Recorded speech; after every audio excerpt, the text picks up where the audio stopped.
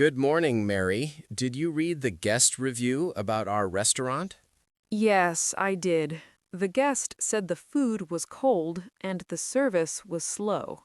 That's not good. We need to check what happened yesterday. I talked to the kitchen staff. They said the stove had a problem. I see. And what about the service? We only had 2 waiters working. One was sick. Okay, let's fix this.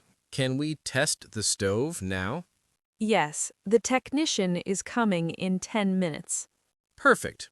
And for tonight, let's call Lisa to work. We need 3 waiters.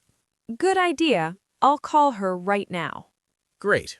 And let's offer a free dinner to the guest who wrote the review. That's very professional.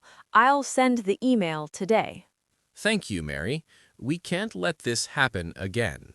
I agree. Our restaurant needs to have excellent service. Exactly. Let's make sure everything is ready for tonight. Don't worry, John. Everything will be perfect.